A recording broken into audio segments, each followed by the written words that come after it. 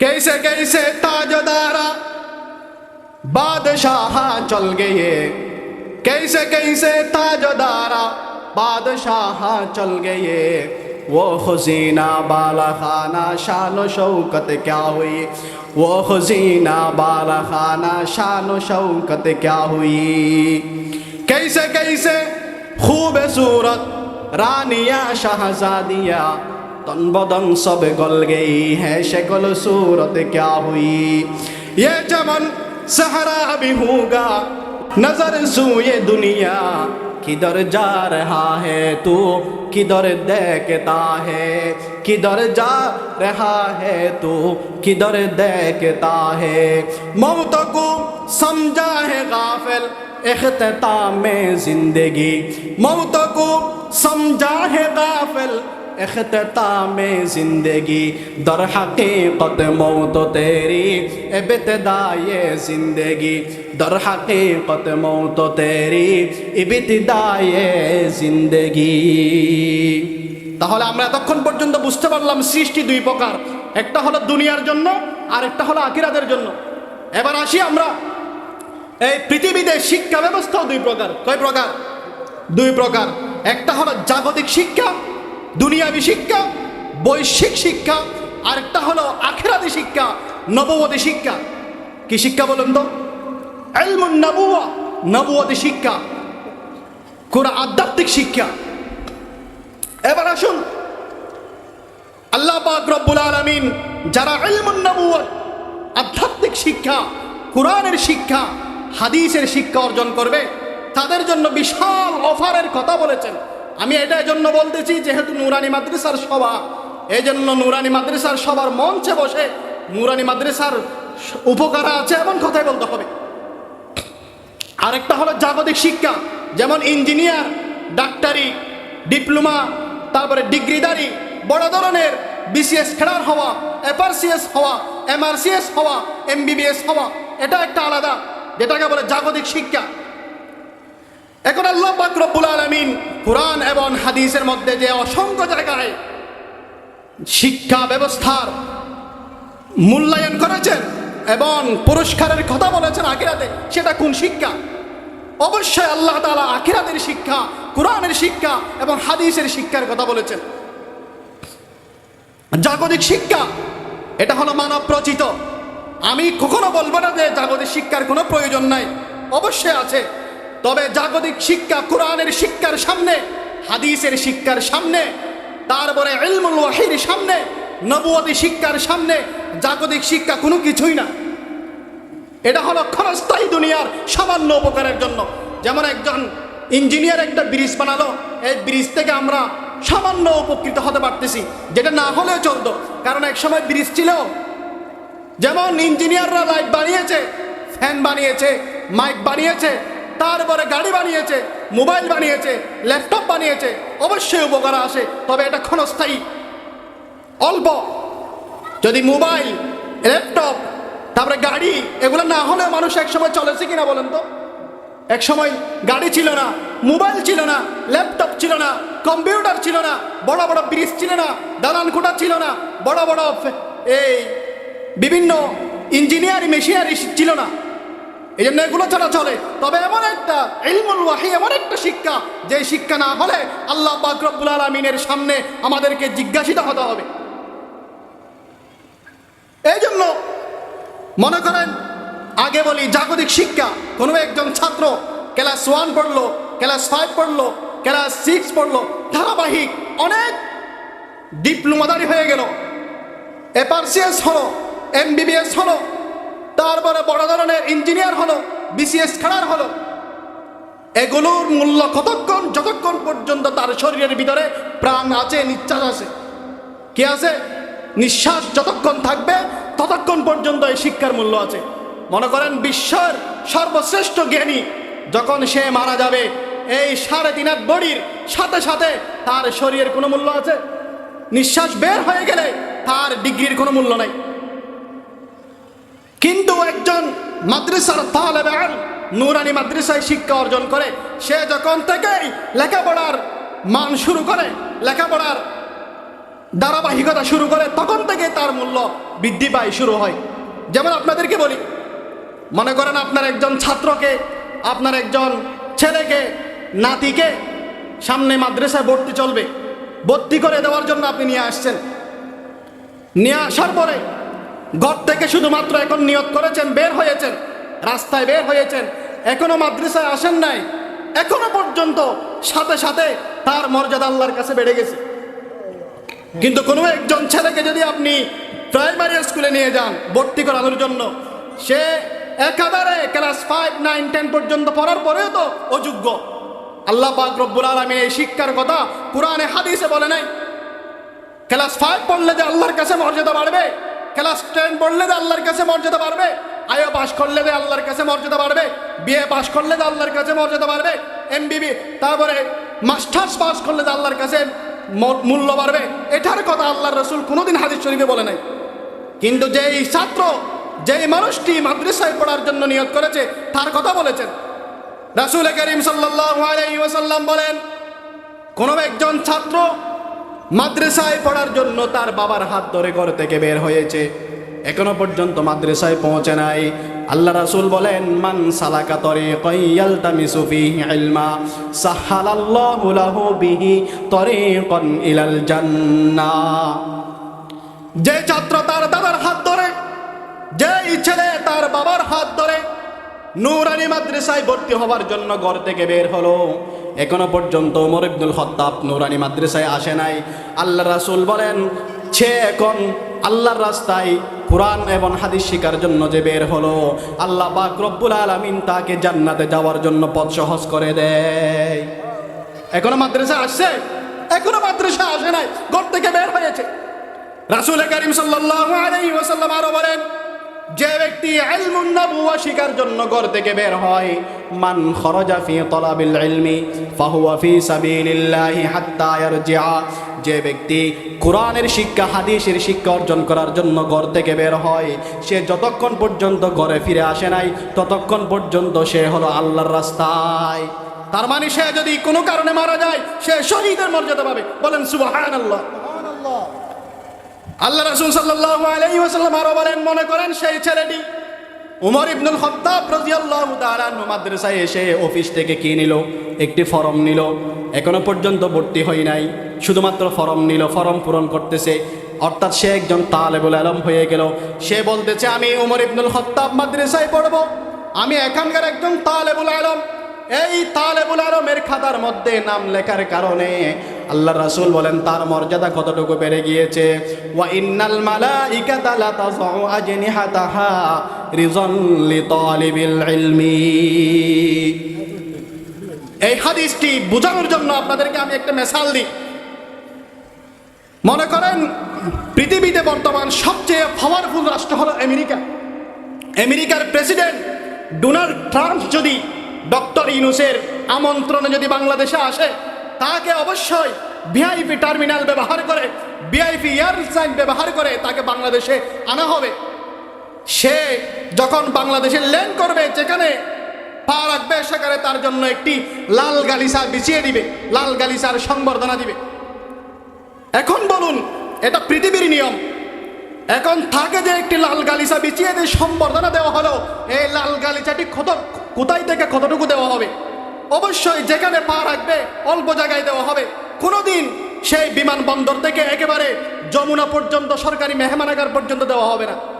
কিন্তু এই হাদিসের মধ্যে রাসূল করিম সাল্লাল্লাহু আলাইহি ওয়াসাল্লাম বলেন, যে ব্যক্তি ইলমুন নবুওয়া, ইলমুল কুরআন শিখার জন্য তালেবুল ইলম হয়ে গেল, তালেবুল ইলমের খাতায় নাম লিখালো, আল্লাহ পাক রব্বুল আলামিন সার্বক্ষণিক 24 ঘন্টার মুহূর্ত তার জন্য রহমতের ফেরেশতা দিয়ে নূরের পাকার সম্বর্ধনা দেয়। বলেন সুবহানাল্লাহ। এটা বলতেছে, ওয়া ইন্নাল মালাইকাতা লা তাযউ আজনিহাতাহা রিযাল লিতালিবিল ইলমি। প্রতিটি তালেব ইলমের জন্য আল্লাহ পাক রব্বুল আলামিন রহমতের ফেরেশতাদের নূরের পাকার সম্বর্ধনা ব্যবস্থা করেন। দেখেন, এখনো সে মাদ্রাসার ছাত্র হয় নাই, এখনো সে আলিফ বা তা সাও শিখে নাই, কত মর্যাদা আল্লাহর কাছে বেড়ে গেল। রাসূল করিম সাল্লাল্লাহু আলাইহি ওয়াসাল্লাম আরো বলেন, হে পৃথিবীর মানুষ, তোমাদের কাছে যদি পৃথিবীর আল্লাহ পাক রব্বুল আলামিনের জাহান্নাম থেকে মুক্তি পেয়েছে, পৃথিবীতে থাকা অবস্থায় এরকম কোনো মানুষকে দেখতে মন চায়, তাহলে তোমরা ওই মানুষকে দেখো, যে ওই ছাত্রকে দেখো যে ছাত্রটি কোরআন এবং হাদিস শিখার জন্য উস্তাদের দরবারে আসা যাওয়া করে। রাসূল বলেন, মান আহাব্বা আন ইয়ানজুরা ইলা উতাকাইল্লাহি মিনান নার। হে পৃথিবীর মানুষ, তোমাদের মধ্যে কারো যদি মন চায় আল্লাহ পাক রব্বুল আলামিনের জাহান্নাম থেকে বিশেষ মুক্তিপ্রাপ্ত এবং ছাড়প্রাপ্ত হয়েছে পৃথিবীতে যদি কাউকে দেখতে মন চায়, তাহলে তোমরা ফালয়ানজুর ইলাল মুতাআল্লিমিন, তোমরা ছাত্রকে দেখো। উমর ইবনে খাত্তাব রাদিয়াল্লাহু তাআলা আনহুর নূরানী মাদ্রাসার ছাত্রের দিকে তাকাও। ইনি হলেন জান্নাত থেকে বিশেষ, জাহান্নাম থেকে ছাড়প্রাপ্ত একজন ব্যক্তি, সার্টিফিকেট প্রাপ্ত।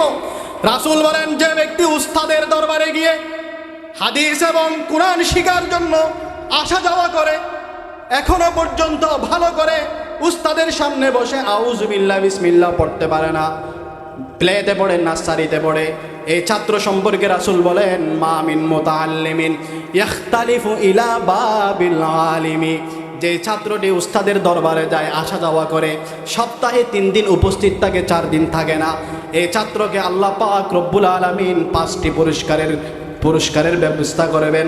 1 নাম্বার হলো বিকুল্লি কদামিন ওয়া বিকুল্লি হারফিন ইবাদাতা সানাতিন। ঘর থেকে বের হয়ে মাদ্রাসায় আসা পর্যন্ত যত পা বাড়াতে হলো, যত কদমের প্রয়োজন হলো, প্রতি কদমের বিনিময় আল্লাহ পাক রব্বুল আলামিন তার আমলনামায় 1 বছর নফল ইবাদতে সওয়াব লিখে দিবেন। সুবহানাল্লাহ বলেন। রাসূল বলেন, 2 নাম্বার পুরস্কার হলো ওয়া বানা লাহু বিকুল্লি কদামিম মাদিনাতান ফিল জান্নাহ। ঘর থেকে বের হয়ে মাদ্রাসা আসা পর্যন্ত এই মাঝখানে যতটি কদম বাড়াতে হয়েছে, প্রতি কদমের বিনিময় আল্লাহ পাক রব্বুল আলামিন জান্নাতের মধ্যে একটি করে সিটি নির্মাণ করে দিবেন। সিটি মানে শহর, চট্টগ্রাম একটি শহর, তারপরে ঢাকা একটি শহর, সিলেট শহর, এরকম পৃথিবীর উন্নত মানের অনেক শহর রয়েছে। এরকম সিটির মতো হাজার হাজার গুণ বড় উন্নত মানের সিটি আল্লাহ পাক রব্বুল আলামিন তার জন্য জান্নাতে লিখে দিবেন। বলেন সুবহানাল্লাহ। বলে, হুজুর এরকম সিটি আমরা তো প্রায় সময় দেখি। রাসূল বলেন, হে পৃথিবীর মানুষ, তোমরা এখনো বুকার স্বর্গে বাস করো। জান্নাতের যেই পুরস্কারের কথা বলা হয়েছে, এই পুরস্কার পৃথিবীর কোনো মানুষ কোনোদিন চোখ দিয়ে দেখে নাই। বলেন সুবহানাল্লাহ। আ'আদ্দাতু লিইবাদিয়াস সালিহিন। রাসূল বলেন, আমার বান্দাদের জন্য আমি জান্নাতের মধ্যে যে পুরস্কারগুলো লিখেছি, ওই পুরস্কারগুলো কেমন হবে? মা লা আইনুন রাআত, পৃথিবীর কোনো চক্ষু সেই পুরস্কারগুলো কোনোদিন দেখে নাই। ওয়ালা উযুনুন সামিআত, এই পুরস্কারের কথা পৃথিবীর কোনো কান শুনে নাই। ওয়ালা খাতারা আলা কলবি বাশার, পৃথিবীর কোনো অন্তর এই জান্নাতের পুরস্কারের কথা কোনোদিন কল্পনাও করে নাই। কেমন হবে? এরকম সিটির কথা বলেছেন। 2 নাম্বার পুরস্কার। 3 নাম্বার হলো ওয়ায়ামশি ওয়ায়াস্তাগফিরু লাহু মান ফিস সামাওয়াতি ওয়া মা ফিল আরদ। এই তালেবুল ইলম, ছোট বাচ্চা, 3-4 বছরের বাচ্চা, নার্সারিতে পড়ে, ইনি দুনিয়ার জমিনের মধ্যে চলাফেরা করে, আসমান এবং জমিনের মধ্যে যত প্রাণী আছে সব কিছু তার জন্য মাগফিরাতের দোয়া করে। 4 নাম্বার পুরস্কার হলো ওয়ায়ুমসি ওয়ায়ুসবিহু মাগফুরাল্লাহ। ওই ছেলেটি সকাল এবং বিকাল করে, কিন্তু আল্লাহ পাক রব্বুল আলামিন তার আমলনামাকে পরিষ্কার করে। 5 নাম্বার পুরস্কার হলো আল্লাহ পাক রব্বুল আলামিন বলেন, ওয়া শাহিদাত লাহুল মালাইকাতু ওয়া হুম ইয়াকুলুনা উতাকাউল্লাহি মিনান নার। আল্লাহ পাক রব্বুল আলামিনের বিশেষ কিছু ফেরেশতা রয়েছে, ওই ফেরেশতাগুলো মানুষের দুয়ারে দুয়ারে, অলিতে গলিতে ঘুরে ঘুরে ওই ছাত্রের জন্য আল্লাহ পাক রব্বুল আলামিনের পক্ষ থেকে সাক্ষী দেয় যে এরা হলো জান্নাত থেকে, জাহান্নাম থেকে বিশেষ মুক্তিপ্রাপ্ত ব্যক্তি। বলেন সুবহানাল্লাহ। এখনো সে আউযুবিল্লাহ বিসমিল্লাহ পড়ে নাই, এখন সে উস্তাদের সামনে বসলো। বসার পরে শুধুমাত্র আলিফ বা তা সা পড়া শুরু করলো। মনে করেন সূরাতুল বাকারার প্রথম আয়াত কি?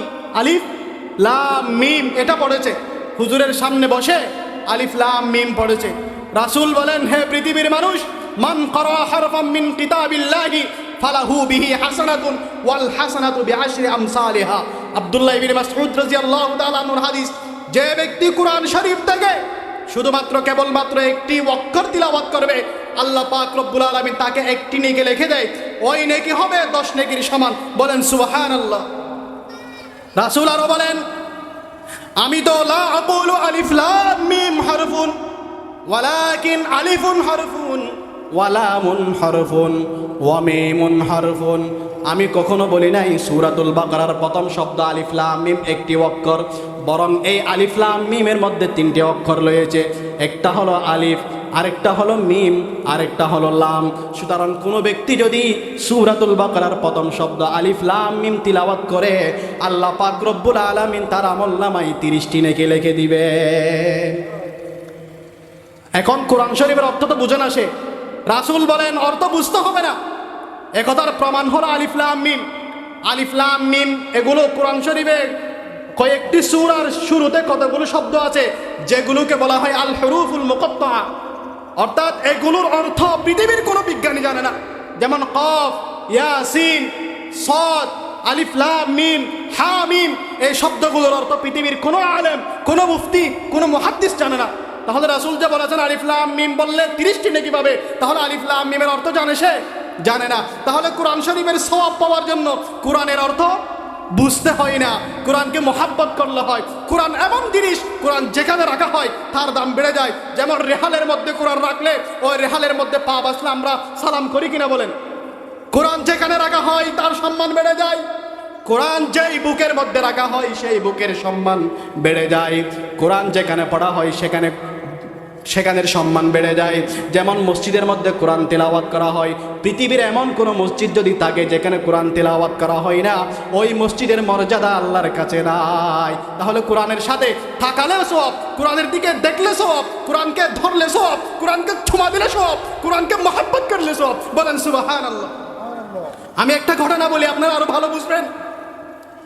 আমাদের আকাবিরদের মধ্যে একজন আকাবির ছিলেন আল্লামা আসাদ মাদানী রহমতুল্লাহ আলাইহি। তিনি বয়ানে, তার বয়ান থেকে সংগৃহীত, তিনি বলেন আমাদের ভারতবর্ষের মধ্যে আজ থেকে অনেক বছর আগে একটি এলাকা ছিল, যে এলাকার মানুষ সবাই ছিল মূর্খ।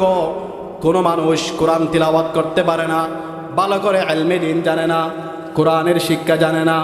ওই এলাকার মধ্যে একজন মানুষ মারা গেল। ওই মানুষটি মারা যাওয়ার পরে এখন তার জানাজা পড়ানোর জন্য কোনো একজন ইমাম পাওয়া যাচ্ছে না, আলেম পাওয়া যাচ্ছে না। এখন তার জানাজা পড়ানোর জন্য একজন হুজুর খুঁজতেছে। এরা কোথায় পাবে? ওই এলাকার মধ্যে তো কোনো আলেম নাই, কোনো মুফতি নাই, কোনো মুহাদ্দিস নাই। কারণ এমন একটা সময় ছিল, এই নুরানি মাদ্রাসার মতো অ্যাভেলেবেল মাদ্রাসা, অ্যাভেলেবেল হুজুর, অ্যাভেলেবেল মুফতি, অ্যাভেলেবেল মুহাদ্দিস তো বর্তমান হয়েছে আজ থেকে 20 এবং 30 বছর আগে তো এরকম তো অ্যাভেলেবেল মসজিদ মাদ্রাসা ছিল না। ওই ভারতের ওই এলাকার মধ্যে মানুষটি মারা যাওয়ার পরে ওর জানাজা পড়ার জন্য কোনো মানুষের ইমামের ব্যবস্থা হচ্ছে না। তখন এলাকার মুরব্বীরা সবাই বলতেছে, আমাদের এই লাশকে আমরা 3 ফতের মাথার মধ্যে নিয়ে যাই, হঠাৎ করে যদি কোনো হুজুরের ব্যবস্থা হয়ে যায় ওর মাধ্যমে আমরা তার জানাজার ব্যবস্থা করব। তারা অপেক্ষা করতেছে। সেখানে রাখার পরে অনেকক্ষণ হয়ে গেল, ঘন্টার পর ঘন্টা অতিবাহিত হয়ে গেল। হঠাৎ করে বাইসাইকেল নিয়ে তৎকালীন যুগে সরকারি চাকরি করে এমন একজন টুপিওয়ালা, দাড়িওয়ালা আলেম আসতেছে। তখন তাকে বলে, হুজুর আমরা এই লাশটির জানাজা পড়ানোর জন্য একজন ইমাম পাচ্ছি না, আপনি দয়া করে মেহেরবানি করে আমাদের এই লাশটির একটু জানাজাটা পড়িয়ে দিন। তখন সে বলে, আমার তো সরকারি চাকরি আছে, টাইম মতো যদি পৌঁছতে না পারে তাহলে আমাকে তো জেরা করবে। তখন বলে, হুজুর না, আপনাকে আমরা ছাড়বো না, অবশ্যই এই লাশের জানাজা আপনার পড়াতে হবে। তখন সে জানাজা পড়িয়ে দিল। জানাজা পড়ানোর পর বলতেছে, হুজুর এখন দাফনও করে দিতে হবে আপনার, কারণ একজন মানুষ মারা গেলে তাকে কিভাবে দাফন করতে হয় আমরা সেই মাসআলাগুলো জানি না। তখন সে বাধ্য হয়ে তাকে দাফন করে দিল। দাফন করার পরে যখন সে এলাকা ত্যাগ করে সে তখন চাকরিতে চলে গেল। সেখানে যাওয়ার পর অফিসের মধ্যে ঢুকে তার পকেটের মধ্যে যখন হাত দেয় তখন থেকে তার গুরুত্বপূর্ণ ফাইলগুলো এবং পেপারসগুলো চাবিটা ওই কবরের মধ্যে বা কোনো জায়গায় পড়ে গেছে। এখন সে খুঁজতেছে, কোথাও পাচ্ছে না। তখন সে পুরো রাস্তা খুঁজে খুঁজে গেল, কোথাও পাওয়া যায় নাই। এক পর্যায়ে সে ওই এলাকার মধ্যে গিয়ে বলে এলাকার মুরব্বীদেরকে সম্বোধন করে বলেন, ও ভাই, আমি আপনাদেরকে একটি কষ্ট দিতে চাই। সেই কষ্ট কি জানেন? আমার পকেটের চাবি এবং গুরুত্বপূর্ণ ডকুমেন্টসগুলো কোথায় পড়ে গিয়েছে। আপনারা যদি অনুমতি দেন, ওই যে এইমাত্র যে আমরা একটি লাশ দাফন করলাম, ওই কবরটি আমি একটু খনন করে একটু দেখব সেখানে আমার গুরুত্বপূর্ণ ডকুমেন্টসগুলো পাওয়া যায় কি না। বলো, হুজুর অবশ্যই, আপনি হুজুর মানুষ, পারবেন, এটা জায়েজ, কোনো সময় প্রয়োজন হলে জায়েজ। তখন সেখানে গিয়ে পুনরায় ভাবে সেই খবরটি খনন করা হলো। খনন করার পর যখন ছাটাল দিয়ে একটু করে নাড়া দিয়েছে, সাথে সাথে এমন গ্রান বের হয়েছে, ওই এলাকার মানুষ বলেন এমন সুগ্রাণ আমরা মায়ের পেট থেকে পৃথিবীতে আসার পরে আর কোনোদিন শুকি নাই। আর একটু বাঁশগুলো ছড়ার পরে যখন দেখে, সেখানে দেখা যায় তার চারপাশে মির রৌজাতুম মির রিয়াজিল জান্নাহ হয়ে গেল, ফুলের বাগান হয়ে গেল। বলেন সুবহানাল্লাহ। এখন সে তার চাকরির কথা ভুলে গেল। তাড়াতাড়ি মাটি আবার পুনরায় দাফন করে দেওয়ার পরে সে উঠে তার অবস্থা খারাপ হয়ে গেল। এখন সে বলে, ও এলাকার মুরব্বীরা, এই লাশের কোনো অভিভাবক থাকলে, কোনো আত্মীয় স্বজন থাকলে আমাকে তোমরা ওর কাছে নিয়ে যাও। আমি অবাক হয়ে গেলাম, পৃথিবীর জমিনে এমন ঘটনা আমি আর কোনো দিন দেখি নাই। এখন তারা বলে, হুজুর এর কোনো আত্মীয় স্বজন নাই, শুধুমাত্র কেবলমাত্র একটা মেয়ে আছে। হুজুর বলে, তাহলে আমাকে তোমরা ওর বাড়িতে নিয়ে যাও। তখন তার বাড়িতে নিয়ে যাওয়া হলো। ঘরের বাহির থেকে ওই মহিলাকে ডাক দিয়া বললেন, ও মা, তোমার বাবার কি এমন আমল ছিল যে আমলের কারণে তোমার বাবার খবরের ভিতরে আল্লাহ পাক রব্বুল আলামিন জান্নাতের সুঘ্রাণ চালু করে দিয়েছেন, তোমার বাবার কবরের চারপাশে ফুল বাগান করে দিয়েছেন? কারণ কি আমি জানতে চাই, তোমার বাবার কোনো আমল ছিল কিনা। তখন ওই মেয়েটি বলে, হুজুর আমার বাবার বিশেষ কোনো আমল আমি দেখি নাই। আমার বাবা ছিল একজন দিনমজুর, কোনোদিন ভালো করে নামাজ পড়েছে বা অন্য কিছু করতে পেরেছে আমি দেখি নাই। তবে আমি একটি জিনিস প্রতিদিন দেখতাম, সেটা হলো সে সারাদিন দিন মজুরি করার পরে যখন বাড়িতে আসতো মাগরিবের নামাজ পড়ার পরে, তখন ওযু করার পর ওই যে একটা বই দেখা যায়, ওই বইটা নিয়ে মুখের মধ্যে চুমা দিতেন। এরপরে ওই যে বইয়ের মধ্যে যে লাইনগুলো আছে, ওই লাইনের নিচে আঙ্গুল দিয়ে দিয়ে বলতেন, ইয়ে বি সচ হাই, ইয়ে বি খুদা কা ফরমান হাই। এটা উর্দু ভাষা। ইয়ে বি সচ হাই, এটাও সত্য, এটাও আল্লাহর কালাম, এটাও আল্লাহর কালাম, এটাও আল্লাহর কথা। এভাবে বলতেন। এতটুকু, আর কোনো কিছু আমি দেখিনি আমার বাবার কাছে। তখন বলে, ও মা, ওই বইটা আমাকে দাও। কোন বই, আমি একটু দেখি। তখন ওই হুজুর ওই বইটি হাতে নেওয়ার পর দেখে এটা হলো পৃথিবীর কোনো বই নয়, এটা হলো আল্লাহ পাক রব্বুল আলামিনের 30 পারা কালামুল্লাহ শরীফ। সুবহানাল্লাহ। এখন দেখেন, শুদ্ধ করে কোরআন তিলাওয়াত করতে পারে না, শুধুমাত্র কোরআনকে মহব্বত করেছে।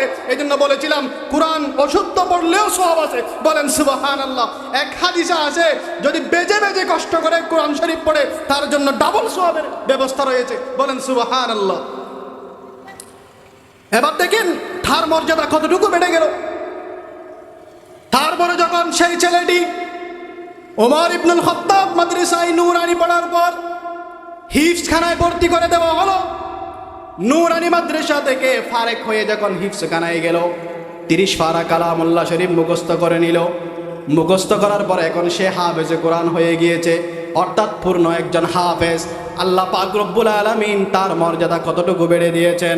হযরত আব্দুল্লাহ ইবনে আমর রাদিয়াল্লাহু তাআলা আনহু বলেন, কিয়ামতের দিন হাফেজে কোরআনকে বলা হবে, ইউকালু লি সাহিবিল কোরআন ইকরা ওয়ারতাকি ওয়ারাত্তিল কামা কুনতা তুরাত্তিলু ফিদ দুনিয়া ফাইন্না মাউসিলাতাকা ইনদা আখিরি আয়াতিন তাকরাউহা।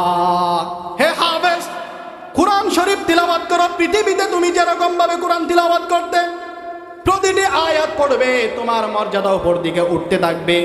তোমার মর্যাদার স্তর হলো অতটুকু পর্যন্ত, যতটুকু পর্যন্ত তুমি কোরআন শরীফ তিলাওয়াত করে শেষ করবে। সুবহানাল্লাহ। রাসূল আরো বলেন হাফেজে কোরআন শুধু সে ভাগ্যবান না, রাসূল করিম সাল্লাল্লাহু আলাইহি ওয়াসাল্লাম বলেন হাফেজে কোরআনের মা বাবার সম্মানও আল্লাহর কাছে অনেক বেশি। হযরত মুআজ আল জুহানী রাদিয়াল্লাহু তাআলা আনহু বলেন কিয়ামতের দিন হাফেজে কোরআনের মা বাবাকে একটি দুটি নূরের তাজ পরিধান করা হবে। উলবিসা ওয়ালিদাহু তাজান ইয়াউমাল কিয়ামাতি, নূরের একটি করে টুপি পরিধান করে দেওয়া হবে, যেই টুপির আলো হবে সূর্যের আলোর চেয়ে 1000 গুণ বেশি। যাউহু আহসানু মিন যাউইশ শামসি, দুনিয়ার সূর্যের আলোর চেয়ে ওই নূরের ওই টুপির আলো 1000 গুণ বেশি। রাসূল বলেন হে পৃথিবীর মানুষ, ফি বুয়ুতিদ দুনিয়া লাউ কানাত ফিকুম, সেই টুপি সেই তাজ যদি তোমার ঘরের মধ্যে উদিত হয়, ফামা জান্নুকুম বিল্লাযী আমিলা বিহাযা, যে ব্যক্তি হাফেজ হয়েছে তাকে তোমরা কেমন সম্মান করতে বলে তো। শুধু তাই নয়, শুধুমাত্র কোরআনের হাফেজে কোরআনের মা বাবাকে সম্মান দেওয়া হবে তাই নয়, কিয়ামতের দিন আল্লাহ রাব্বুল আলামিন হাফেজে কোরআনকে একটি বিশেষ পাওয়ার দিবেন। হযরতে আলী বিন আবি তালিব রাদিয়াল্লাহু তাআলা আনহু বলেন রাসূল সাল্লাল্লাহু আলাইহি ওয়াসাল্লাম বলেছেন মান করাআল